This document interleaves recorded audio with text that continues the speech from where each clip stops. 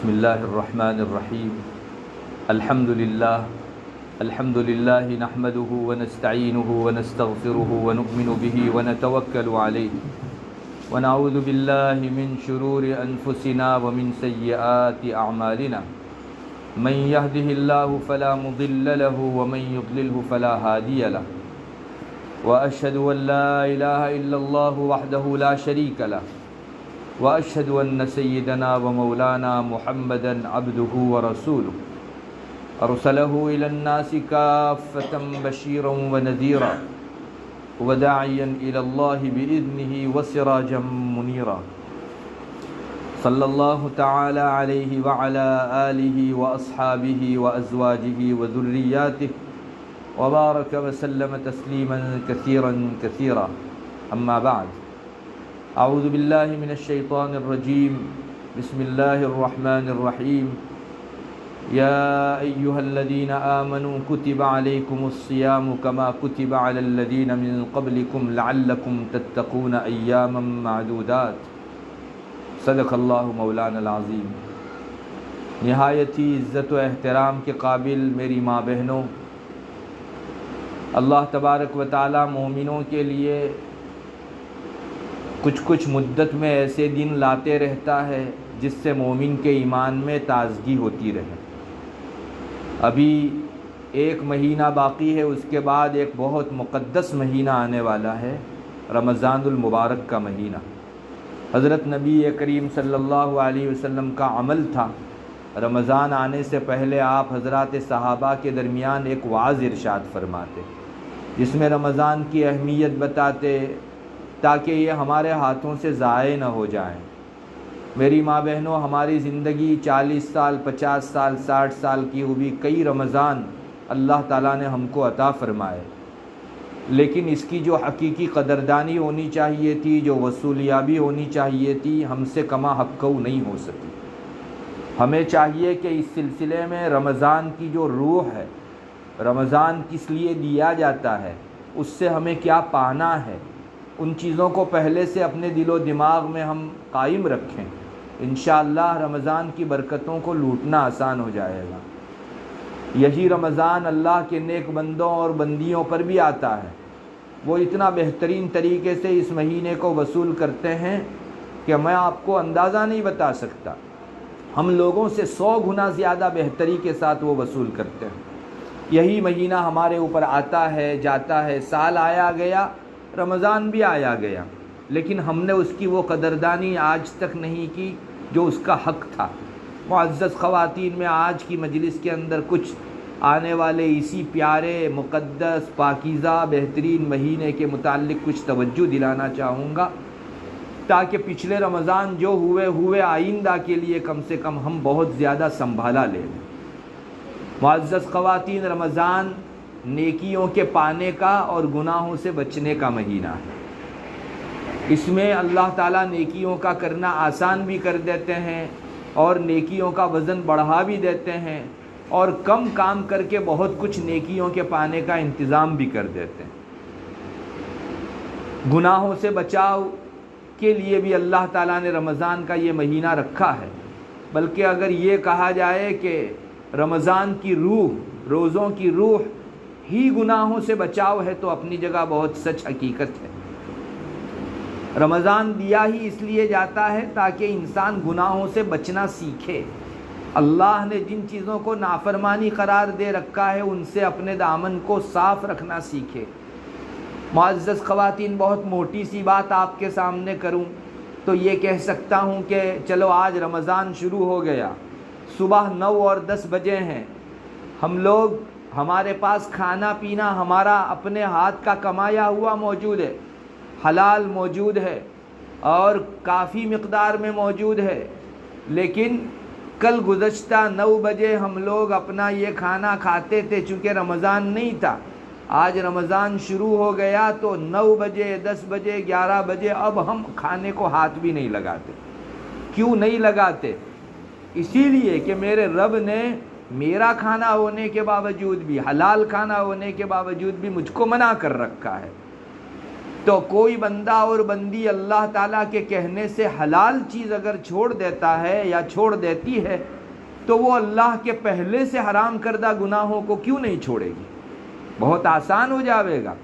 زنا، قتل و غارت گری، غیبت، کینہ کپٹ، دشمناوٹ، عداوت، یہ سب حرام ہیں پہلے سے، تو ہم نے ہمارا حلال کھانا اللہ کے کہنے سے چھوڑ دیا، تو جو چیزیں پہلے سے حرام تھی ان کو کیوں نہیں چھوڑیں گے؟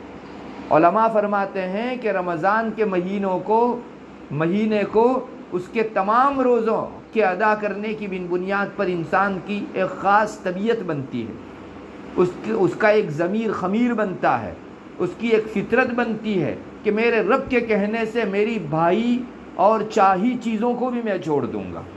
اگر سچ مچ ہم لوگ رمضان کے روزوں کو اس کے آداب کے ساتھ رکھیں گے تو رمضان کا ایک مہینہ ختم ہوگا اور ہمارے اندر یہ طبیعت جم گئی ہوگی، ایک فطرت بن گئی ہوگی کہ مجھے میرے رب کی نافرمانی اب نہیں کرنی ہے، جن چیزوں کو وہ پسند نہیں کرتا میری طبیعت بھی اب اس کو پسند نہیں کرے گی، چاہے مجھ کو اس کے میں لاکھ لذت آئے۔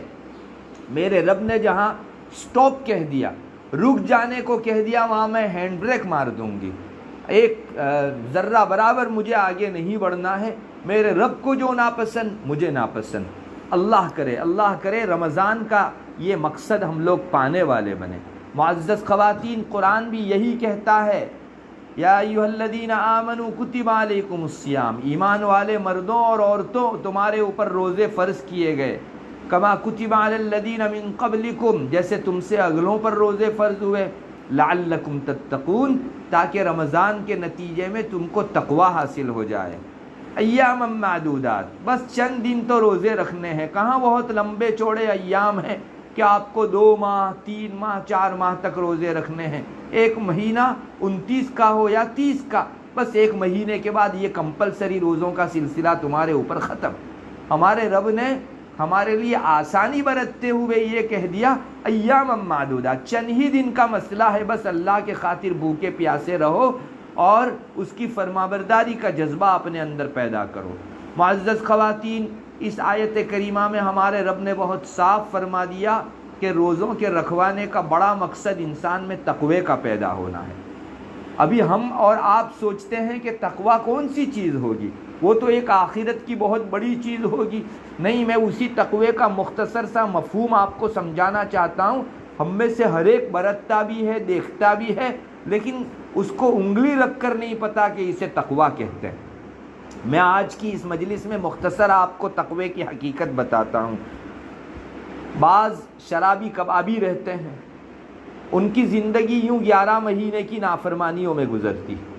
رمضان آیا، اس شرابی کبابی نے روزہ رکھا، سخت گرمی کے ایام تھے، وہ اپنے روم میں تنہا بیٹھا ہوا ہے، وہاں ایک ریفریجریٹر بھی رکھا ہوا ہے، گرمی اتنی سخت ہے کہ اس کے گلے میں پیاس کی وجہ سے کانٹے چبھ رہے ہیں اور اس کے ہونٹوں کے اوپر خشکی کی وجہ سے پپڑیاں بن چکی ہے، کوئی دیکھنے والا نہیں، اور پانی ٹھنڈا موجود ہے، نہ کوئی CCTV کیمرہ ہے اور نہ کسی کی نگرانی ہے اور نہ کسی کی آنکھ دیکھنے والی ہے۔ یہ شرابی کبابی ادھر ادھر دیکھتا بھی ہے، جی میں دائیا بھی پیدا ہوتا ہے کہ مجھے 1-2 گھونٹ مار لینے چاہیے، میرے گلے کے یہ کانٹے کم سے کم دور ہو۔ ہاتھ بھی کبھی کبھی آگے پسارتا ہے، فریز کھولتا ہے، بوتل بھی ہاتھ میں لے لیتا ہے، لیکن منہ کو لگانے سے پہلے اس کے دل میں ایک ڈھچکا آتا ہے کہ ارے کوئی دیکھے گا نہیں، لیکن جس پروردگار کے خاطر میں نے روزہ رکھا ہے وہ تو ہمیشہ مجھ پر نگرانی رکھے ہوئے ہے، وہ تو دیکھے گا، اور میں اس کو کیا جواب دوں گا۔ چلو میں شرابی کبابی رہا، ایک آج اللہ نے روزہ رکھنے کی توفیق دی تو اس کو کیوں خراب کروں، 1-2 گھونٹ سے بند سے میرا بھلا کیا اچھا ہو جانے والا ہے، یہ کہہ کر وہ اپنا پسارا ہوا ہاتھ پیچھے لے لیتا ہے، بوتل پھر سے رکھ دیتا ہے اور اللہ تبارک و تعالیٰ کی نافرمانی سے خود کو بچاتا ہے۔ بس یہی انگلی رکھ کر بتائی جا سکتی ہے کہ جو ڈچکا پیدا ہوا دل میں، یہ جو جذبہ پیدا ہوا کہ مجھے میرے رب کے خاطر ایک دن بھوکا رہنا ہے، یہ جس چیز نے اس کو ابھارا اسی چیز کو تقویٰ کہتے ہیں۔ انسان کی طبیعت میں، انسان کی زندگی میں یہ تقویٰ آ جاتا ہے، اس کو کسی اور چیز نے نہیں بچایا، کسی شخص کی سزا، اس کی طرف سے ملنے والی پینلٹی، دنڈ، زیمان وغیرہ کی بنیاد پر یہ نہیں بچا، بس اپنے رب کے خیال سے بچا، اور رب کا یہی خیال جو اس کو اندھیرے، بند کوتھڑی اور روم کے اندر کھانے پینے سے بچا رہا ہے، اسی کو تقویٰ کہا جاتا ہے۔ اسی کو اگر اور زیادہ پانی دو تو یہ تقوی کا اعلیٰ ورژن بن جاتا ہے، پھر انسان شبے والی چیز سے بھی بچنے لگتا ہے۔ ایک دن ایسا آتا ہے کہ اللہ کے علاوہ کچھ نہیں چاہیے، غیر اللہ سے بھی وہ بچنے لگتا ہے۔ یہ تقوی کا بہت اعلیٰ مقام، اور یہی انسان کو اللہ کا ولی اور بزرگ بنانے والے راستے ہیں۔ انسان تقوی میں جتنا آگے بڑھتا ہے اتنا اللہ کا ولی بنتا جاتا ہے۔ بہت ساری خواتین بھی اس وقت دنیا کے اندر ایسی سانس لے رہی ہے جو اپنا جینا مرنا صرف اللہ کے لیے بنائے ہوئے ہیں۔ ہم بھی خواتین ہیں، ہمارے ساتھ بھی کام کاج مشغلے لگے ہیں، اور ہم لوگ کام کاج کی ہو کر، مشغلوں کی ہو کر اور دنیاوی لذتوں کی ہو کر اتنی زیادہ جو ہے عاشق ہو جاتی ہے، اس کے پیچھے فدا ہو جاتی ہے کہ کام کاج میں ہمارے رب کا خیال بھی نہیں رہتا۔ اور ہماری اسی گندی دنیا کے اندر ایسی بہت سی خواتین بھی جی رہی ہوتی ہیں کہ جن لوگوں نے اپنا جینا مرنا اللہ کے لیے کر دیا ہے کہ نہیں، میرے رب کے خاطر جیوں گی، میری اپنی انجوائے، میری اپنی لذت، میرا اپنا گھومنا پھرنا، میرے اپنے شوق سب جو ہے پاؤں تلے کچل دیتی ہوں، مجھے میرے رب کی نافرمانی نہیں کرنی ہے، رب کی فرما برداری ہی کے اندر عمر گزارنی ہے۔ معزز خواتین، یہ ہے ولیہ بندی۔ یہ آپ کے محلے میں ایک بھی ہو تو پورا محلہ ٹھنڈا ہوگا، اس ایک کی وجہ سے اللہ تعالیٰ پورے محلے سے عذاب کو ٹالے گا۔ ہمارے یہاں گناہوں کی بھرمار اور بہت زیادہ لیدے ہو، تب بھی ایک اللہ کی ولیہ ہمارے بیچ موجود ہے تو اس کی دعاؤں کی برکت سے اللہ اس کی لاج رکھے گا، اور سارے اہل محلہ سے اللہ تعالیٰ کا عذاب ہٹتا ہے اور ٹلتا ہے۔ معزز خواتین، کیا وہ بن سکتی ہے اللہ کی ولیہ بندی؟ ہم لوگ نہیں بن سکتے۔ کیوں؟ وہ بھی بشر ہیں، ہم بھی بشر ہیں، وہ بھی ہماری جیسی ہے، اسی گندی دنیا میں جی رہی ہے، اور ہم بھی اسی گندی دنیا میں جی رہے ہیں، تو کیوں وہ اپنے آپ کو اللہ کے نافرمانیوں سے بچاتی ہے، تقوی سے لیس ہوتی ہے، اور ہم لوگ نہیں کر پاتے؟ ارے آپ میں سے ہر خاتون میں اللہ نے یہ صلاحیت رکھی ہے کہ وہ اللہ کی ولیہ بندی بن سکتی ہے، لیکن کوئی ہمت تو کرے، کوئی تڑپ تو دکھائے، کوئی آگے قدم تو بڑھائے۔ انشاءاللہ اللہ تبارک و تعالی اس کی اس طلب کے اوپر بہت کچھ عطا فرماویں گے۔ اللہ غنی ہے، فقیر تو ہم ہیں، ضرورت ہم کو ہے، لیکن حدیث قدسی میں آتا ہے کہ بندہ اور بندی جب ایک قدم چل کے آتے ہیں تو میں 2 قدم بڑھ کے آتا ہوں، بندہ بندی چل کے آتے ہیں تو میں دوڑ کر ان کو لینے آتا ہوں۔ اللہ اکبر!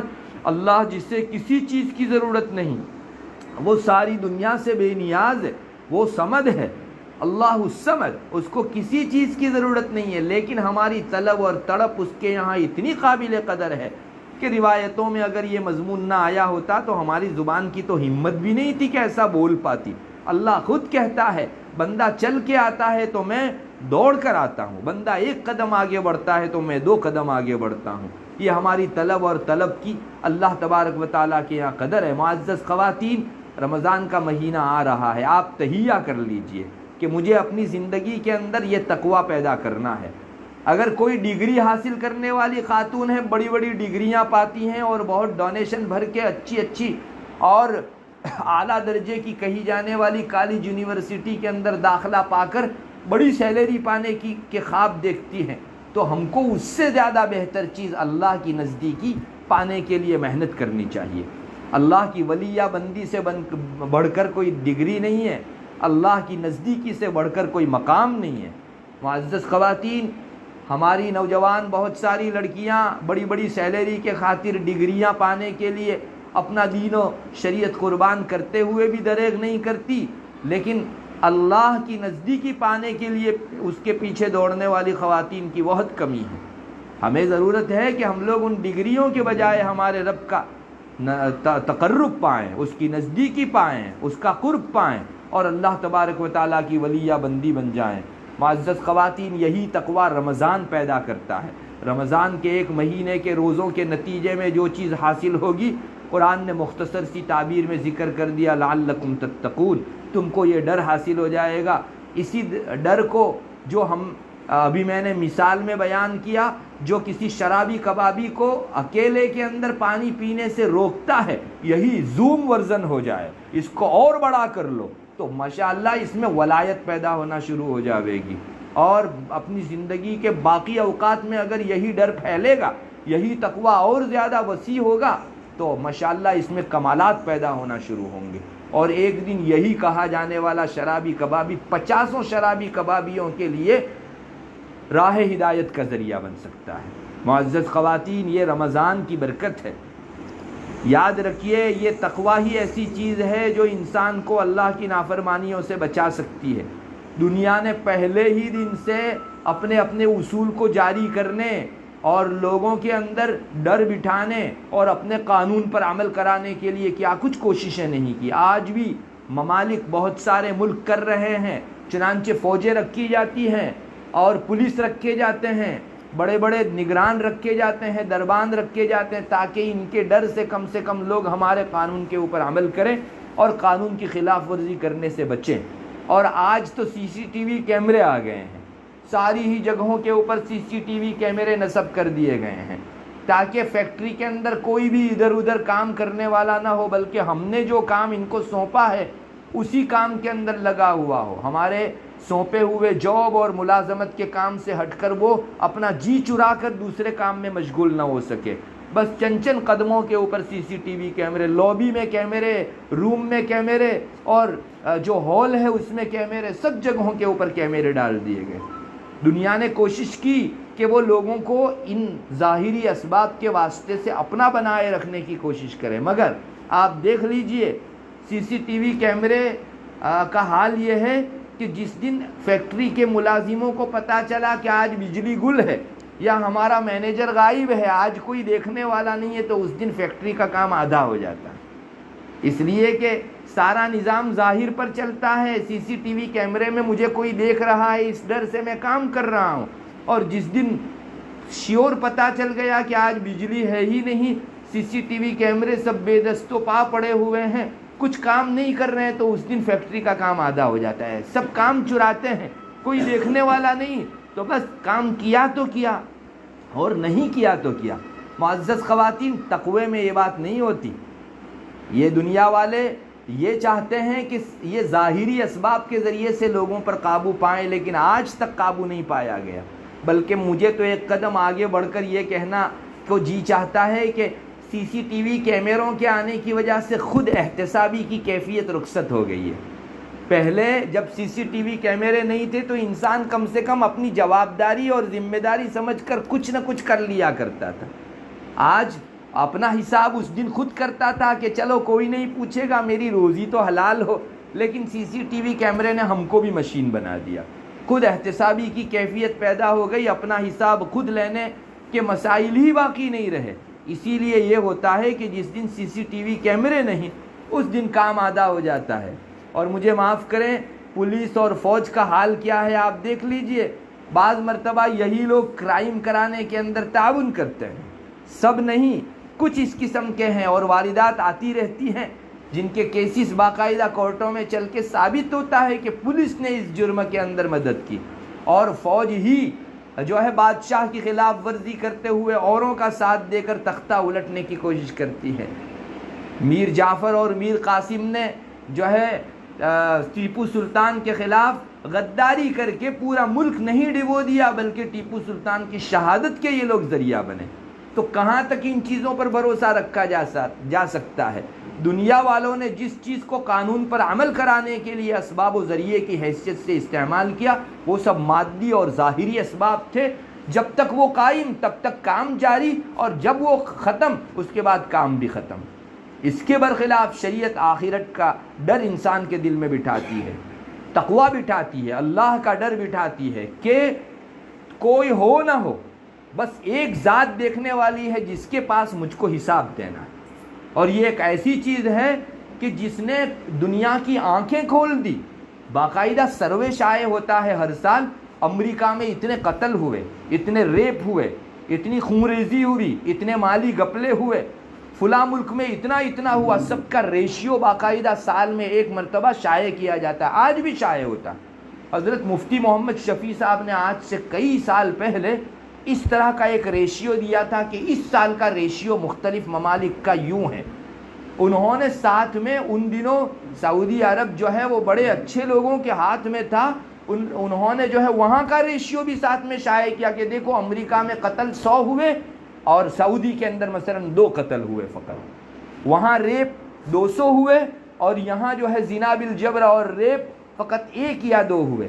انہوں نے کمپیئر کر کے دکھایا تھا کہ یہ ہمارے آنکڑے نہیں ہیں بلکہ اہل دنیا نے سروے کر کے یہ آنکڑے لکھے ہیں. اور اب میں آپ سے پوچھتا ہوں کہ یہ آنکڑوں کا تفاوت کیوں؟ کیا امریکہ کے پاس فوج کم ہے, وہاں مشینری نگرانی کرنے والی کم ہے, اور سعودی کے پاس ان دنوں کیا بہت زیادہ تھی؟ ہرگز نہیں. یہاں ظاہری اسباب کا مسئلہ ہی نہیں ہے, بلکہ عرب میں رہنے والے اکثر مسلمان کعبہ کے پڑوسی, رسول اللہ صلی اللہ علیہ وسلم کی مسجد نبوی کے پڑوسی, جن کو اللہ رسول کا بہت زیادہ ڈر, اور اسی ڈر کی وجہ سے کرائم کا ریشیو ڈاؤن سے ڈاؤن ہوتا ہے. اور اس جگہ اسباب ظاہری بہت کچھ, لیکن اللہ کو بیچ میں نہیں رکھا تو پھر وہاں کا ریشیو اپ سے اپ ہوتا جاتا ہے. یہی وہ بات ہے جس کو دنیا محسوس بھی کرتی ہے لیکن اس کی حقیقت کا اعتراف اور اقرار کرنے کے لیے تیار نہیں ہوتی, ورنہ تو دوسرے ہی قدم کے اوپر ان کو ایمان میسر ہو جائے. اتنی دیکھی ہوئی چیز ہے کہ اس پر کسی دلیل کی ضرورت نہیں ہے. جسے اللہ کا ڈر ہوگا وہ خلوت میں جلوت میں ہر جگہ ایک مرتبہ اپنے رب کو یاد رکھے گا کہ کوئی نہیں دیکھ رہا ہے, کسی کو جواب نہیں دینا ہے, لیکن میرا پروردگار محشر میں کھڑے ہو کر ساری خلقت کے بیچ تمام انبیاء کے درمیان مجھ کو حساب دینا ہے. اس جگہ میں کیا جواب دوں گا؟ کیا میں یہ کہہ سکوں گا کہ اللہ میں نے نہیں کیا تھا, چونکہ کسی نے جرم نہیں دیکھا ہے تو میں نے کیا ہی نہیں تھا؟ وہاں تو اللہ کے یہاں نظام ہی اور ہے. قرآن کریم ایک سے زیادہ جگہوں کے اوپر یہ تصور بھی دلاتا ہے, الیوم نختم علی افواہہم وتکلمنا ایدیہم وتشہد ارجلہم بما کانوا یعملون. آج ہم تمہارے منہ پر تالا مار دیں گے, تمہارے ہاتھ کو اور تمہارے پاؤں کو کہیں گے کہ بولو کیا کیا جرم کیا تھا تم نے. مجھے بتائیے, جس آدمی کو یہ تصور ہو تو وہ خلوت میں بھی گناہ کر سکتا ہے؟ میری چمڑی میرے خلاف گواہی دے گی, میرا ہاتھ گواہی دے گا, تو اتنا زیادہ پاور کسی کے سر کے اوپر رکھ دیا جاوے, وزن اور بار رکھ دیا جاوے, تو وہ خلوت میں بھی کہاں گناہ کر سکتا ہے؟ قرآن کریم چند جگہوں پر اور بڑے عجیب انداز کے اندر اس مضمون کو ذکر کرتا ہے. یہی تقویٰ پیدا کرنے کا اعلیٰ ترین ذریعہ ہے. تو ایک جگہ قرآن کہتا ہے وَيَوْمَ يُحْشَرُ أَعْدَاءُ اللَّهِ إِلَى النَّارِ فَهُمْ يُوزَعُونَ حَتَّى إِذَا جَاءُوهَا شَهِدَ عَلَيْهِمْ سَمْعُهُمْ وَأَبْصَارُهُمْ وَجُلُودُهُمْ بِمَا كَانُوا يَعْمَلُونَ. یہ جب قیامت کا دن آئے گا تو ان کے کان گواہی دیں گے کہ اللہ میں نے اپنے اس کان سے میوزک سنا تھا, موبائل کے اندر میں نے تیری نافرمانی کی چیز گانا بجانا اس سے میں نے سنا تھا. منہ بنے, کان بول رہا ہے, منہ سے پوچھا گیا اس نے انکار کیا, زبان جھوٹ بولی, تالا مار دیا گیا زبان کے اوپر اور کان سے بلوایا گیا.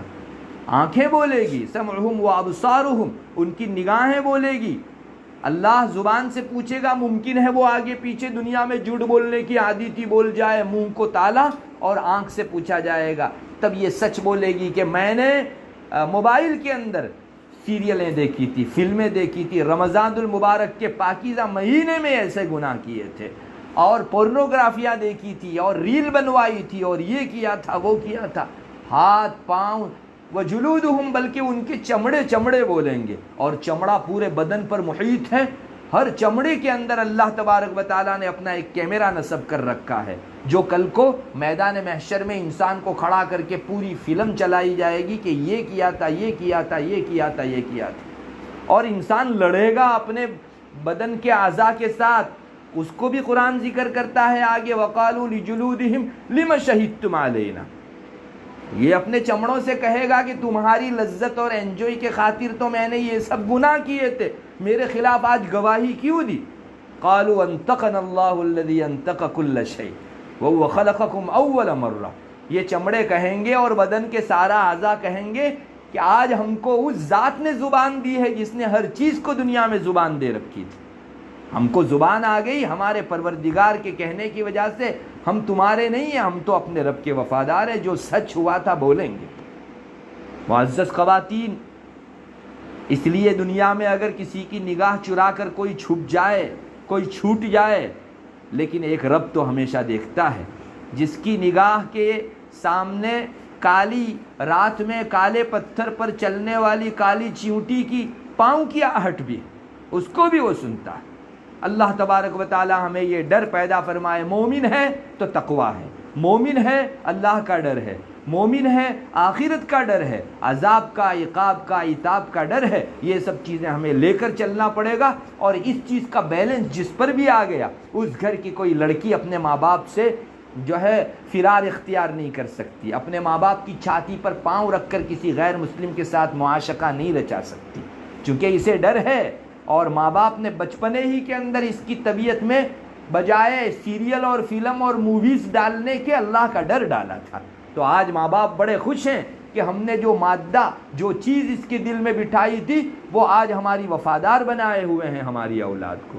اور جن ماں باپ نے دنیاوی تعلیم اور عصری تعلیم کے پیچھے اپنے بچوں کو کھو دیا اور بڑی سیلری پانے کی غرض سے نہ مکتب کی تعلیم دلوائی، نہ گھر میں اللہ کا ڈر بتایا، نہ جنت آخرت کی پہچان کروائی، تو ٹھیک ہے، پھر بڑی سیلری تو پائے گی، لیکن آپ کی چھاتی پر چڑھ کر وہ کسی غیر مسلم سے معاشقہ رچ سکتی ہے، جیسا کہ آج کل کئی نقشے ہماری نگاہوں کے سامنے ہم لوگ دیکھ سکتے ہیں۔ معزز خواتین، اللہ کا ڈر پیدا کرو اپنی اولاد کے اندر بہترین تعلیم و تربیت کے ذریعے سے۔ اور آپ کہو گی کہ ہم تو پڑھی لکھی نہیں ہے، کیسے ڈر پیدا کرے گی؟ ارے موٹی موٹی چیز ہے، آپ اپنی بچی کو نماز کے لیے ترغیب دو اور کہو کہ بیٹی وقت پر نماز پڑھنے کی وجہ سے اللہ خوش ہوتا ہے، نیکی کرنے کی وجہ سے اللہ راضی ہوتا ہے، فلاں اچھا کام ہماری بیٹی نے کیا۔ آپ فوراً اپنی اولاد کو کہو، معصوم ہیں، چھوٹے ہیں، لیکن بار بار جو بچہ اور بچی یہ سنیں گے اللہ خوش ہوتا ہے۔ اگر اس سے کسی کو تکلیف ہو گئی، اس نے کسی کے سامنے بول دیا یا کوئی بے ادبی کر لی، گستاخی کر لی کسی کی، مثلا مہمان آئے اور ان کے سامنے اس نے گستاخی بھرا کوئی معاملہ کر دیا، یا کسی دوسری پڑوسن کی بچی کو اس نے چیمٹی دے کر ایک تکلیف دے دی، تو فوراً بولو بیٹی اللہ ناراض ہوتا ہے، اس کی سزا جہنم ہو سکتی ہے، اللہ جہنم میں ڈال سکتا ہے۔ آپ جانتی ہو یہ موٹی موٹی چیزیں اس پر کیا اثر کرے گی؟ جس بچی نے نیکیوں پر ہمیشہ یہ سنا اللہ راضی ہوتا ہے، جنت ملے گی، تو اس کے ذہن کے اندر اللہ کی رضامندی کا ایک تصور قائم ہوگا، اور اللہ بڑے انعام کے طور پر جنت عطا کرے گا، یہ چیز اس کے ذہن میں بیٹھے گی۔ گناہ کرنے کی وجہ سے، تکلیف دینے کی وجہ سے، شریعت کی خلاف ورزی کرنے کی وجہ سے اللہ ناراض ہوتا ہے، اور جہنم بڑی سزا کے طور پر اس کو جو ہے چکھائے گا۔ بار بار جو بچہ بچی یہ سنیں گے، سمجھو ان کا عقیدہ مضبوط ہو رہا ہے، کل کو وہ کسی کے لیے کام نہیں کریں گے، رب کی رضا کے لیے کام کریں گے، یہ ان میں عقیدہ جم رہا ہے۔ اور اللہ ہے، اس کو خوش کرنا بھی کوئی چیز ہے، اس کی ناراضگی بھی کوئی چیز ہے، یہ بار بار ذہن میں پڑنے کی وجہ سے ہمارے بچوں کی جو مینٹالٹی بنے گی، میں آپ کو سچ کہتا ہوں، وہ ماں باپ خوش ہوں گے جنہوں نے اپنے بچے کی دینی مینٹالٹی بنائی ہو۔ بڑے ہو کر یہ جب اللہ کا وفادار بنے گا، یہ بچی اللہ کی وفادار بنے گی، تو آپ کی وفادار ضرور رہے گی۔ آج کل ماں باپ خون کے آنسو روتے ہیں اور اپنے ہاتھوں سے نکل جانے والی بچیوں کے اوپر حسرت و افسوس کرتے ہیں، لیکن یہ سچ مچ تو ہمارے اپنے پاؤں پر اپنے ہاتھ کا مارا ہوا کلاڑا ہے۔ ہم نے ہی بچوں کو دینی تعلیم سے، تربیت سے کورا رکھا اپنی بچپنے کے اندر۔ ہاں، ہمارے گھروں کے اندر بات چلتی تھی میکی ماؤس کی، بات چلتی تھی مختلف کامیڈی اور دوسری سیریلوں کی، ہاں ماں بھی بات کرتی تھی، باپ بھی بات کرتے تھے، لیکن بچوں کو نہیں پلایا گیا تو جنت و جہنم نہیں دکھایا گیا، حشر و نشر نہیں دکھایا گیا، موت و قبر نہیں دکھائی گئی۔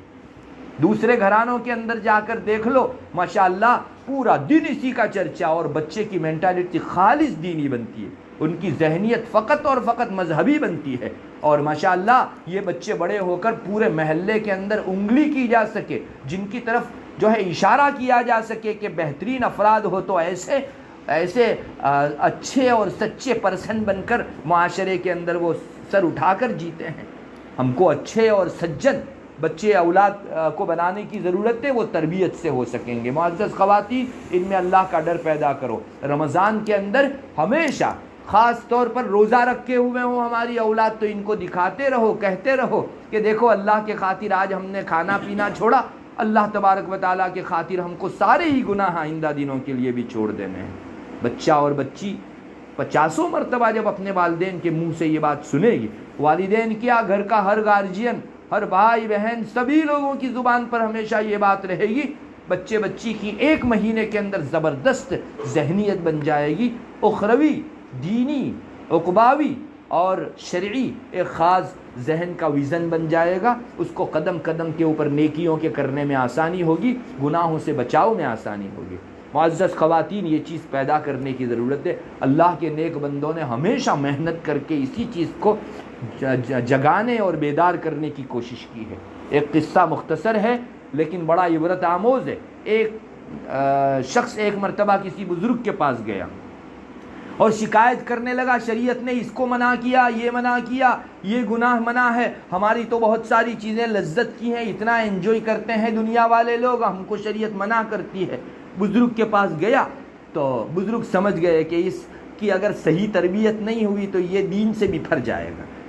تو ایک دم سے اگر اس پر غصہ ہو جایا جاتا کہ بھائی دنیا والوں کی بہت ساری منع کی ہوئی چیز تم قانون کی حیثیت سے نبھاتے ہو یا نہیں، ایک شریعت کو نبھا لو تو کیا ہوا، ایسا زبردستی بھی اس کو کہا جا سکتا تھا. مگر بزرگوں کی نگاہیں بڑی بصیرت آموز ہوتی ہے، اور انہوں نے دیکھا کہ اگر ایک دم سے اس کو اسلام کے خلاف اس طرح بک بک کرنے پر ڈانٹا جائے گا تو یہ اسلام سے ہی اپنا ہاتھ دھو ڈالے گا.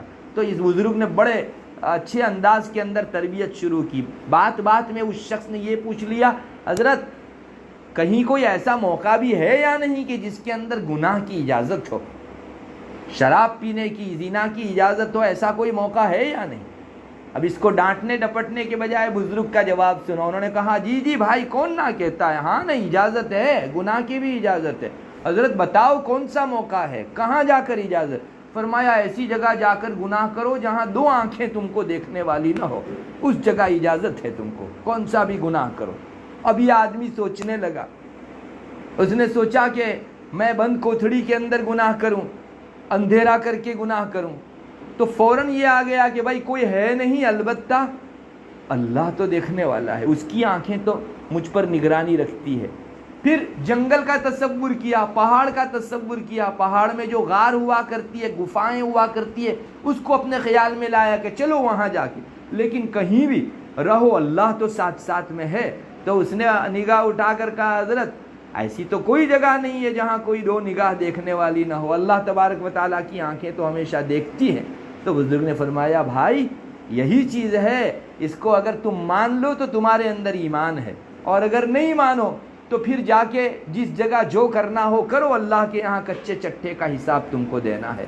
بعض بزرگوں نے فرمایا کہ یہ جو بزرگ نے فرمایا تھا کہ جہاں کوئی 2 آنکھیں دیکھنے والی نہ ہو، اس سے مراد خود اس کی اپنی آنکھ، یعنی لوگوں کی آنکھوں سے تو آپ اوجھل ہو جاؤ گے لیکن اپنی آنکھوں سے کہاں بچ سکو گے.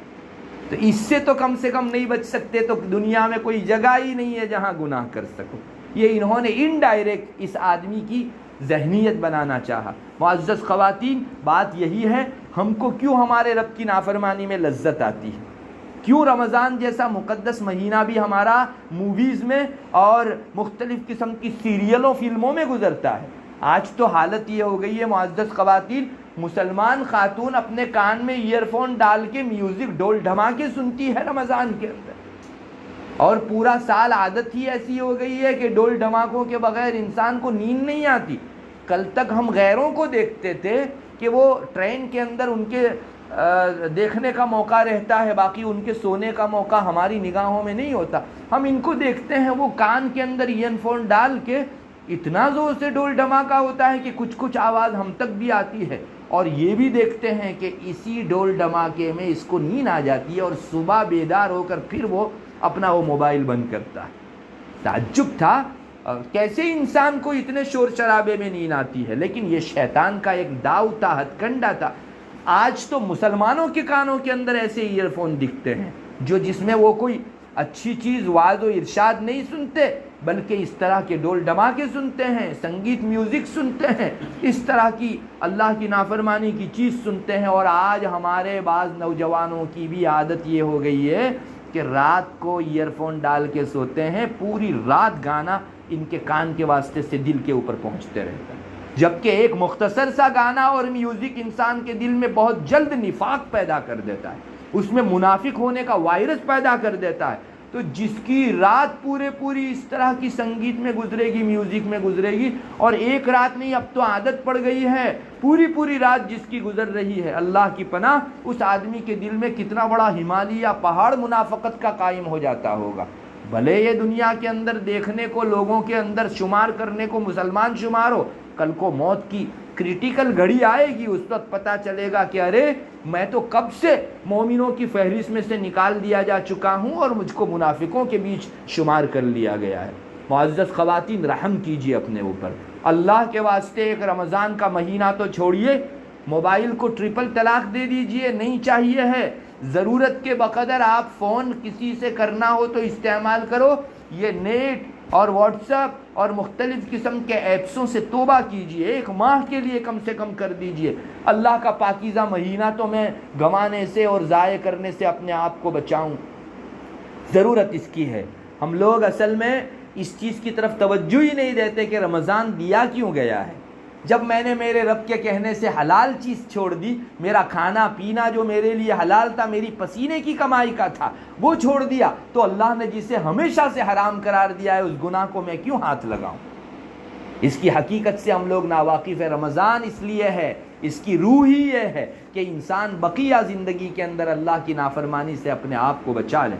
اس لیے اس ایک ماہ کے لیے ٹھان لو معزز خواتین، اور ہم جو رمضان کی گھڑیوں کو ضائع کرتی ہیں، اللہ تعالیٰ کے یہاں اس کا بڑا حساب ہوگا۔ دنیا میں بھی یہی ہے، جس نے جتنی بڑی چیز ضائع کی، گنوائی، اس کا اتنا ہی بڑا حساب ہے۔ کسی نے کسی کا پانی کا گلاس انڈھیل دیا تو پانی کی جو مختصر سی قیمت ہے وہ اس کو بھگتنی پڑے گی، اور اگر کسی نے شربت کا گلاس انڈھیل دیا تو پانی والے اس شربت کی قیمت زیادہ دینی پڑے گی پانی کے مقابلے میں۔ دودھ والا شربت تھا، اس کو انڈھیل دیا تو اس کی بڑی قیمت دینی پڑے گی، اور اگر اسی کے اندر ایک پیالے میں شوربہ تھا، وہ کسی نے انڈھیل دیا تو ایک دودھ والے شربت کے مقابلے میں زیادہ اس کی قیمت ہوگی۔ اور کسی نے ایسنس سے بنا ہوا جو شربت تھا اس کو انڈھیل دیا تو کچھ قیمت آئے گی، اور ایسنس ہی انڈھیل دیا جس سے ایسے کئی مشروبات تیار ہو سکتے تھے تو اس پر کتنی قیمت آئے گی۔ آدمی جتنی قیمتی چیز ضائع کرتا جائے اتنا ہی زیادہ اس پر پینلٹی اور ڈنڈ آتا ہے۔ ہم عام گھڑیوں کو ضائع کریں تو ایک چھوٹا حساب دینا پڑے گا، اور رمضان کی مبارک گھڑی کو ضائع کریں تو اس میں اور بڑا حساب دینا پڑے گا۔ اس لیے رمضان کی گھڑیوں کے ضائع کرنے کو عام گھڑیوں کے ضائع کرنے کے درجے میں مت رکھو۔ ہاں، یوں عام گھڑیاں بھی کوئی کم قیمتی نہیں ہے، سرمایہ ہے بہت بڑا۔ میں اور آپ کیا جانتی ہو ہمارے اوپر سے یہ جو گھنٹوں کے گھنٹے گزر رہے ہیں، کتنے دن کے دن اور مہینوں کے مہینے گزر رہے ہیں، مجھے اور آپ کو کیا قدر ان گھڑیوں کی؟ جاؤ پوچھو اس آدمی سے جو مرنے پڑا ہے۔ کتاب اللہ میں اللہ تعالیٰ نے قرآن کریم میں یہ مضمون ذکر فرمایا ہے کہ انسان جب اس کی روح نکالنے کے لیے فرشتے آ جاتے ہیں تو فرشتوں سے درخواست کرتا ہے، حتی اذا جاء احدهم الموت قال رب ارجعون، وہ فرشتوں سے کہتا ہے اللہ کے خاطر مجھ کو 2-4 گھڑیاں دنیا میں واپس بھیج دو، لعلی اعمل صالحا فیما ترک، مجھ سے بہت کچھ چھوٹ گیا ہے، میں دنیاوی زندگی میں کچھ نیک عمل کر لوں۔ اللہ فرماتا ہے کلا، ہو ہی نہیں سکتا، امپوسیبل ہے۔ دنیا سے رخصت ہونے کے بعد کبھی کسی کی واپسی ہوئی ہو، ایسا ہوا ہی نہیں ہے۔ معزز خواتین، آپ سوچئے، اس آدمی کو پوچھئے، وہ درخواست کرتے کرتے جان دے دیتا ہے کہ 2 گھڑیاں 5 منٹ 7 منٹ دیجئے، لیکن اس کو ایک گھڑی کے لیے پیچھے نہیں لایا جاتا۔ اذا جاء اجلهم لا يستأخرون عنه ساعة ولا يستقدمون، موت کی گھڑی آ پہنچی تو نہ ایک گھڑی آگے ہوا جا سکتا ہے اور نہ ایک گھڑی پیچھے ہوا جا سکتا ہے۔ اس آدمی سے پوچھو کہ 2-2 3-3 4-4 منٹوں کی قیمت کیا ہے۔ وہ مانگ مانگ کر تھک کے مر تو سکتا ہے، لیکن 2 گھڑیاں دنیاوی زندگی کی ہے، اس کو مل نہیں سکتی۔ ہم ایسی 2-2 گھڑیوں کا مجموعہ لوٹ دنوں کی شکل میں ضائع کرتے ہیں، مہینوں کی شکل میں ضائع کرتے ہیں۔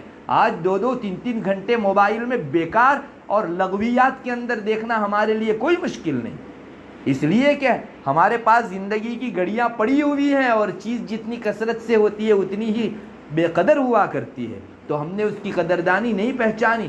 بلکہ بعض حضرات تو فرماتے ہیں، خود حضرت عبداللہ ابن عباس رضی اللہ تعالیٰ عنہما فرماتے ہیں کہ مسلمان بھی درخواست کرتا ہے، کافر تو کافر مسلمان بھی فرشتوں سے درخواست کرتا ہے کہ کاش مجھ کو تھوڑی گھڑی واپس دنیا کے اندر بھیج کر جانے دو، میں تو اب دیکھ رہا ہوں کہ اللہ اللہ کرنے، سبحان اللہ بولنے، روزہ رکھنے، اچھے کام کرنے کے اتنے بڑے اجر و ثواب ہیں، تو میں کچھ کر کے آؤں، لیکن اللہ تعالیٰ کی طرف سے اس کو جو ہے موقع نہیں دیا جاتا۔ معزز خواتین، ہم ایسی گھڑیوں کو، رمضان کی گھڑیوں کو ضائع کرتے ہیں، بہت تعجب کی بات ہے۔ میں آپ ماں بہنوں سے کہوں گا، ایک رمضان کے مہینے کے لیے اللہ تعالیٰ کی نعمت کی قدر کر لیں، اور موویز، فلمیں اور سیریلوں کو چھوڑ دیں۔ میں تو ہمیشہ کے لیے کہوں گا کہ چھوڑ دیجئے، فلموں سیریلوں نے آج تک کسی کا بھلا کیا نہیں ہے، وہ آپ کو دینداری سے ہٹا کر کھڈے میں اور بے دینی کے گھاٹے میں تو ڈالے گا، لیکن کبھی آپ میں دینداری پیدا نہیں کر سکتا۔ اور لوگ کہتے ہیں کہ سیریلوں سے ہم دین سیکھتے ہیں، اسلامی سیریل ہے، یاد رکھو سیریل کبھی اسلامی ہو ہی نہیں سکتی، کبھی کوئی سیریل اسلامی نہیں ہو سکتی۔ اس سے بھلا دین پھیلے گا جس میں میوزک ہے، جس میں مردوں اور عورتوں کی معاشقہ بازی بتائی جاتی ہے، اس کو ہم دین کی طرف نسبت کریں۔ اللہ کے واسطے اگر کوئی گناہ کر رہا ہے تو گناہ سمجھ کے کرے، اس کو نیکی سمجھ کر ہرگز نہ کرے۔ کسی نے ہماری مٹی پلید کی ہے معزز خواتین، آج ہم دینداری کے نام سے بے دینی کو سیکھنے لگے ہیں۔ اللہ اکبر، آپ کو دوسرے پلیٹ فارم نظر نہیں آئے قرآن سیکھنے کے، کتاب سیکھنے کے، جو ہم فلموں اور سیریلوں سے دین سیکھنے لگے؟ ہماری عقلیں چکرا گئی ہیں، اور سچ مچ تو شیطان نے پٹی پڑھا کر ہماری نگاہوں کو الٹا کر دیا ہے۔ معزز خواتین، اس لیے رمضان کی حد تک اس گستاخی سے بچو کہ اللہ تو اتنی بڑی نعمت دے آپ کو، رمضان کی گھڑی آپ کو مل رہی ہے، اور آپ اتنی ناقدری کرو کہ کم سے کم چلو ضائع کر دیتے، گناہ کے اندر گزار رہی ہو اس کو۔ اللہ ہماری حفاظت فرمائے، اللہ کی نعمت کی ناقدری ہے۔ اگر آپ کو آپ کا والد یا آپ کا گھر کا کوئی بڑا بہترین گلاس دے تاکہ اس کو صحیح جگہ اور بہترین اچھی پاکیزہ چیزوں کے بھرنے کے اندر استعمال کرنا، اور آپ اس میں پیشاب بھر دیں، تو سامنے والے آدمی کا کتنا بڑا انسلٹ کہا جاتا ہے۔ ارے کم سے کم تم چلو اچھی چیز نہ بھرتی، خالی رکھتی، پیشاب بھی تو نہ بھرتی، لیکن پیشاب سے بھر دیا تم نے۔ ہماری دی ہوئی اتنی مہنگی چیز کی یہی قدر، بس یہی نقشہ ہے۔ اللہ ہم کو پاکیزہ سے پاکیزہ، بہتر سے بہتر رمضان کی گھڑیاں عطا کر رہا ہے، اور ہم بجائے اس میں نیکیوں کے بھرنے کے گناہ بھر رہے ہیں، فلمیں اور میوزک سن رہے ہیں، اور ہمیں دیکھ کر ہمارے بچے بھی گھر میں اسی چیز کو سیکھتے ہیں۔ اللہ کی پناہ، خود ہمارے گناہ ہمارے سر پر کہاں کمتے، جو ان بچوں کی بری تربیت کا بار اور وزن بھی ہم اپنے سر کے اوپر لے رہے ہیں۔ معزز خواتین، رحم کیجئے، رمضان کی اگر قدر نہیں کر سکتی ہو تو اللہ کے واسطے ناقدریوں سے تو بچیے۔ بس میں تو آپ کو یہاں تک کہوں گا کہ آپ جب تک اللہ نیکی کی توفیق دے رمضان میں نیکی کر لیجئے، باقی اوقات میں جا کے بستر پر سو جائیے، کسی سے بات چیت مت کیجئے، تب بھی آپ گھاٹے میں نہیں ہیں۔ کسی سے آپ بات کرنے بیٹھی، یہاں سے شروع ہو گیا بس ہمارا چکر۔ دیکھ لیجئے ہماری جو سہیلیوں کی مجلسیں لگتی ہے رمضان کے اندر، بس ٹائم پاس کے عنوان سے، اور اب تو مجلس لگانے کی بھی ضرورت نہیں ہے، یہ ڈیجیٹل اوٹلا ہے ہمارا، اور جو موبائل ہے اس کے اوپر 4 5 10 گھروں سے خواتین جمع ہو کر الا بلا اس طرح کی باتیں کرتی ہیں۔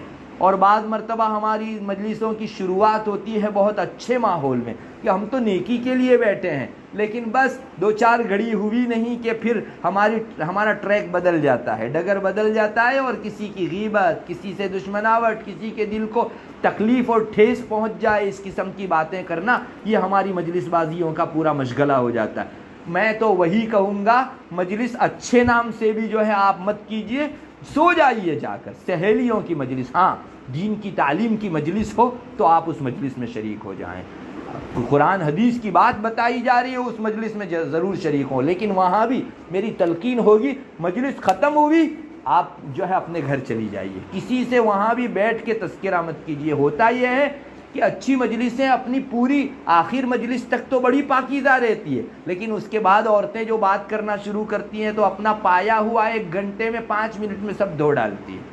اس لیے ختم مجلس کے بعد آپ اپنے گھر، اپنے مشاغل کے اندر مشغول ہو جائیے۔ گھر کے کام کاج میں مشغول ہونا آسان ہوگا، بہتر ہوگا، سہیلیوں کے ساتھ تو تڑاکے میں اور بیٹھ کر جو ہے ادھر ادھر کی بات کرنے کے مقابلے میں۔ اللہ کرے اس رمضان کو کم سے کم ہم کچھ وصولیابی کے جذبے کے ساتھ، قدردانی کے جذبے کے ساتھ گزارنا سیکھ لیں۔ میں آپ کو یقین دلاتا ہوں، ہمارے علماء تو فرماتے ہی ہیں کہ انسان کا رمضان جیسا گزرتا ہے بقیہ 11 مہینے ویسے ہی گزرتے ہیں۔ آج جو ہم لوگ یہ شکایت کرتے ہیں کہ ارے بڑی محنت کے بعد بھی ہم لوگوں کو نماز کی توفیق نہیں ہوتی، اور ہماری پڑوسن ہے وہ اذان ہوتے ہی سارے کام کاج چھوڑنا اس کے لیے آسان، فوراً وضو کرنے کے لیے لپکتی ہے، وضو کر کے فوراً اللہ کے لیے مصلی پر کھڑی ہو جاتی ہے۔ ہمارے لیے بہت مشکل کام کاج اس کے گھر میں بھی ہے، اور بعض مرتبہ تو ہمارے گھر سے زیادہ کام کاج ہیں اس میں، اور وہاں تو کوئی نوکرانی بھی نہیں آتی، خود کام کرتی ہے۔ ہمارے یہاں ایک نوکرانی کام کرتی ہے، پھر بھی ہمارے لیے کام کاج کو سمیٹ کر نماز کے لیے وقت پر آنا بہت مشکل۔ ہمارے گھر کا ماحول یہ ہے کہ ہم ٹالتی رہتی ہیں، اور ٹالتے ہوئے مکروہ وقت کے اندر، اور بعض مرتبہ قضا کر کے نماز پڑھتی ہے۔ میں پوچھتا ہوں تفاوت کہاں سے آیا؟ اس کے زیادہ کام ہونے کے باوجود بھی اس کے لیے نماز کے واسطے وقت فارغ کرنا آسان، ہمارے گھر میں 2-4 نوکرانیوں کے باوجود بھی ہمارے لیے نماز وقت پر پڑھنا مشکل۔ کیوں؟ تفاوت یہیں سے آیا معزز خواتین۔ اس نے رمضان اچھی طرح گزارا تھا، اس رمضان کا عکس اس کے 11 مہینوں پر پڑا، اور اس کے اچھے اثرات سے پورے 11 مہینے متاثر ہوئے، اور ہم نے رمضان ضائع کیا تھا تو اب ضائع ہی ہوں گے ہمارے 11 مہینے۔ بڑی محنت کے بعد بھی ہم لوگ نماز کے لیے شاید نہ آ پائیں، یا آئیں گے تو بہت کلفت کر کے، تکلیف اٹھا کر، مصیبتیں جھیل کر ہم کو آنا پڑے گا۔ معزز خواتین، اپنے اوپر رحم کرو۔ 11 مہینوں کی نیکی 1 مہینے کے عمل کے ذریعے سے پا لینا بڑا سستا سودا، اسی لیے رمضان کو اچھی طرح گزارنے کا عزم کر لو اس سال، اور پختہ ارادہ کر لو کہ کل تک جو ضائع ہوئے انشاءاللہ یہ رمضان ضائع نہیں کریں گے۔ اور میں واپس کہوں گا، یہ موویز چھوڑ دیجئے، سیریلیں چھوڑ دیجئے، فلمیں چھوڑ دیجئے، گانا بجانا سننا چھوڑ دیجئے، اور میری درخواست تو ہے کہ آپ واٹس ایپ 1 مہینے کے لیے بند کروا دیجئے۔ اس میں کلپیں سوائپ کرنے کے اندر ہم ایسی چیز دیکھ جاتے ہیں جو اللہ کی نعمت روزے کی ناقدری ہے۔ ارے بھجن دیکھ جاتے ہیں، کتھائیں دیکھ جاتے ہیں، کہیں تھوڑا سا دیکھ تو لے کہ کیا ہے، پھر آگے بڑھا دیں گے، اس کے اندر 2-4 میوزک کی چیزیں ہمارے کان میں پڑ جاتی ہیں۔ کیا یہی رمضان کے روزے کی قدردانی ہے؟ لوگ حسرت کرتے کرتے مر گئے، ان کو عام زندگی کی گھڑیاں نہیں ملی، اور ہم کو رمضان کی پاکیزہ گھڑی ملی، اور ہم نے پاؤں تلے اس کو رونت دیا، اپنے ہاتھ سے مسل کے رکھ دیا۔ اللہ کی چیزوں کی ناقدری مت کیجیے، رمضان کو بڑا اچھا وصول کیجیے، قرآن کریم پڑھنے میں مشغول ہو جائیے۔ ارے زیادہ سے زیادہ پارے پڑھیے، جن دنوں آپ قرآن پڑھ سکتی ہے قرآن پڑھیے، اگر بعض ایسے دن ہیں جن میں آپ قرآن نہیں پڑھ سکتی تو کم سے کم اللہ اللہ کیجیے۔ 4 چیزیں جو رسول اللہ صلی اللہ علیہ وسلم نے ہم کو سکھلائی ہے رمضان میں کثرت سے کیا کرو، ان کا معمول رکھو۔ لا الہ الا اللہ کثرت سے پڑھا کرو، استغفار کثرت سے پڑھا کرو، جنت کی طلب زیادہ سے زیادہ کیا کرو، اور جہنم سے پناہ زیادہ سے زیادہ مانگا کرو۔ یہ 4 کام ہیں جن کو ہمیں رمضان کے اندر کثرت سے کرنا ہے، اور یہ دربار رسالت کا حکم ہے۔ آپ صلی اللہ علیہ وسلم نے یہ 4 چیزیں ارشاد فرمائی۔ معزز خواتین، آپ رمضان کے اندر لا الہ الا اللہ کا کثرت سے ورد کرو۔ حضرت شیخ زکریا رحمۃ اللہ علیہ نے فرمایا ہے، غالباً آثار کے حوالے سے، کہ جس آدمی نے 70,000 مرتبہ لا الہ الا اللہ اپنی زندگی میں پڑھ لیا تو اس کو جہنم سے خلاصی کا سرٹیفکیٹ دے دیا جاتا ہے، جہنم سے چھٹکارے کی سند دے دی جاتی ہے اس کو۔ اللہ اکبر، سستا سودا ہے۔ اپنی آنکھیں بند ہونے کے بعد بڑے مصائب اور تکلیفوں کی چیزوں کا آنا ہے، اس وقت کے لیے آج ہی سے ہم انتظام کریں۔ 70,000 مرتبہ آپ جو ہے لا الہ الا اللہ، اور ہر 10-11 مرتبہ کے بعد 1 مرتبہ محمد الرسول اللہ بھی پڑھ لیجئے۔ ہر مرتبہ بھی اگر پڑھ سکتی ہو تو بہت اچھا، لیکن اتنا زیادہ نہیں کر سکتی تو لا الہ الا اللہ، لا الہ الا اللہ، لا الہ الا اللہ، کچھ مرتبہ کے بعد 1 مرتبہ پورا کلمہ پڑھ لیجئے، اور اس طرح سے چند دنوں میں بلکہ پورے رمضان کے اندر آپ جو ہے 70,000 مرتبہ پورا کیجئے اس کو۔ انشاءاللہ اللہ تبارک و تعالی اس کے نتیجے میں اور اس کی برکت سے ہم کو جنت عطا فرماوے گا اور جہنم سے خلاصی عطا کرے گا۔ اس کلمے کی پاکیزگی کو کون پہنچ سکتا ہے؟ 50-60 سال کا کفر و شرک سے بھرا ہوا کافر بھی 1 مرتبہ یہ کلمہ پڑھ لیتا ہے تو 50 سال کا کفر دھل جاتا ہے اس کا، 60 سال کا شرک ختم ہو جاتا ہے اس کا۔ اس سے زیادہ پر پاور کلمہ دنیا کے اندر ڈھونڈنے نکلو گے کہیں نہیں پا سکو گے۔ اس لیے معزز خواتین، پڑھو لا الہ الا اللہ کثرت سے۔ اور شیخ نے قصہ بھی لکھا ہے کہ ایک شخص کے یہاں کوئی مہمان گئے بزرگ، وہ بزرگ بڑے پتے کے تھے، ان کو اللہ تعالیٰ کبھی کبھی وہاں کی حالت دکھا دیتے تھے، بہت پہنچے ہوئے بزرگ تھے۔ اب یہ شخص جو ہے وہ بھی بڑا علماء نواز تھا، وہ بزرگ جب آئے تو اس نے کھانا رکھا، اور کھانا رکھنے کے بعد جو ہے اس نے تذکرہ کیا کہ میری والدہ کی ابھی چند دنوں پہلے وفات ہوئی ہے، بس اتنا تذکرہ کرنا تھا کہ ادھر سامنے بزرگ زارو قطار رونے لگے، کھانا بند کر دیا انہوں نے۔ تو یہ گھر کا جو میزبان تھا اس نے پوچھا کہ حضرت کوئی تکلیف ہو گئی میری وجہ سے، آپ کیوں رو رہے ہیں اتنا زارو قطار؟ فرمایا میں تمہاری ماں کو جہنم میں دیکھ رہا ہوں، اس وجہ سے مجھے رونا آ گیا کہ یہ اس کا بیٹا تو میری عزت و اکرام کرے اور اس کی ماں جہنم میں جلے۔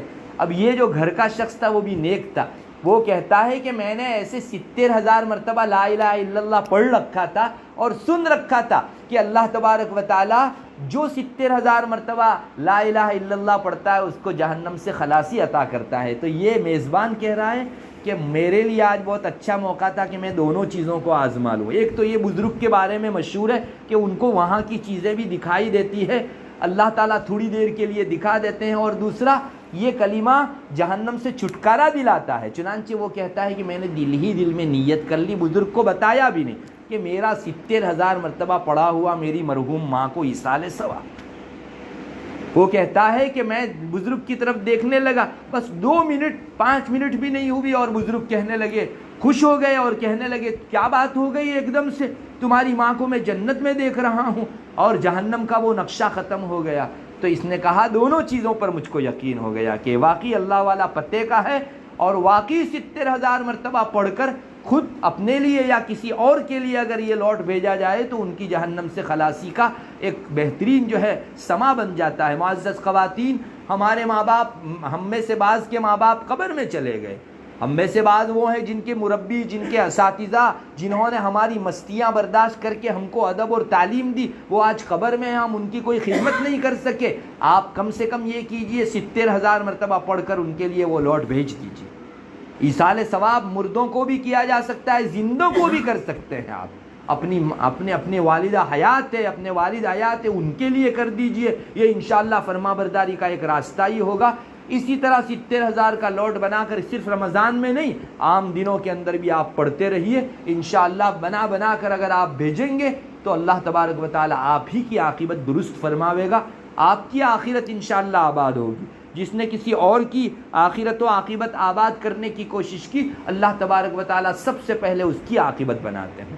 استغفر اللہ کثرت سے پڑھیے، ہمارے گناہ کہاں کم ہے؟ اگر ہم لوگ رمضان کے اندر کثرت سے استغفار پڑھیں گی، اللہ بڑے بڑے گناہوں کو معاف کر دے گا۔ بلکہ 2 رکعت پڑھ کر اللہ کے حضور اپنے گناہوں کا نام لے کر جو ہے استغفار کیجئے۔ ہماری زندگی میں کتنے گناہ ہیں جو ہم کو یاد ہیں، ان کو یاد کیجئے، ان کا نام لے کر جو ہے اللہ سے استغفار کیجئے، اس لیے کہ چھوٹے اور صغیرہ گناہ تو نیکیوں کی برکت سے معاف ہو جاتے ہیں، لیکن کبیرہ گناہ اس کی معین کر کے نام لے کر معافی مانگے بغیر جو ہے اس کی معافی نہیں ہوا کرتی۔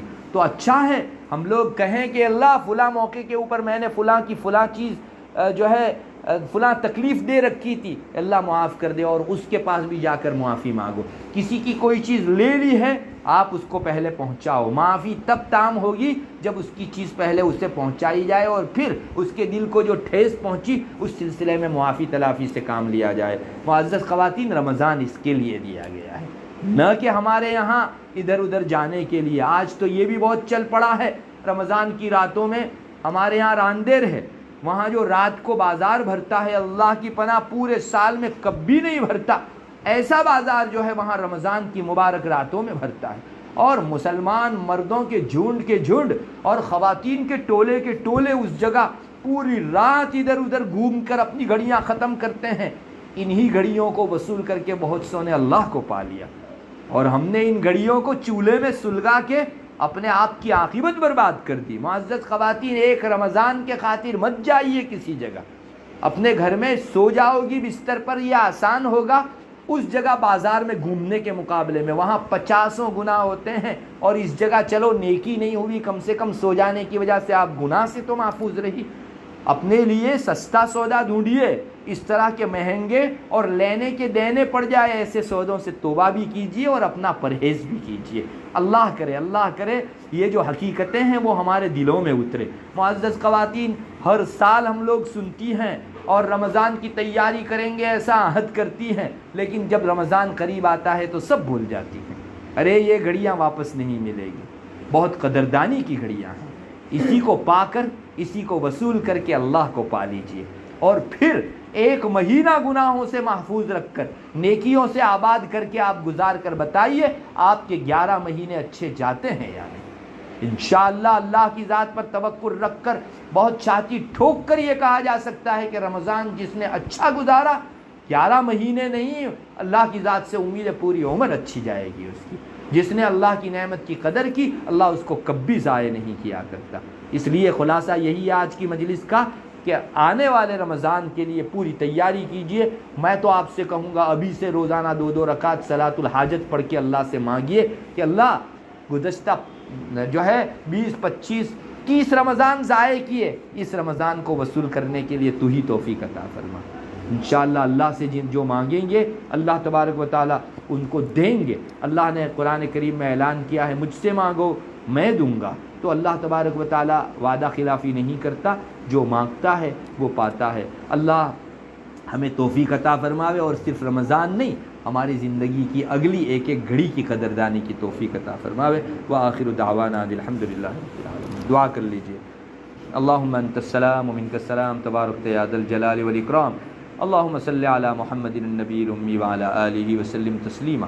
اے اللہ ہمارے گناہوں کو معاف فرما، ہم لوگ بڑے گنہگار ہیں، بہت خطاکار ہیں، بہت سیاہ کار ہیں۔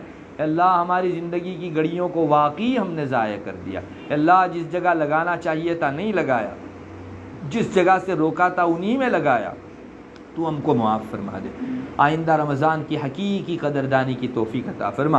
اے اللہ بے شک تیرا احسان ہے، تیرا کرم ہے کہ تو اتنا پاکیزہ مہینہ ہم کو عطا فرما رہا ہے۔ اللہ ہم کو ناقدری سے بچنے کی توفیق عطا فرما۔ اے اللہ ان لوگوں میں سے نہ بنا جو رمضان سے محروم رکھے جاتے ہیں، ہم کو ان لوگوں میں سے بنا، ان خوش قسمتوں میں سے بنا جو رمضان کو کما حقہ وصول کرتے ہیں۔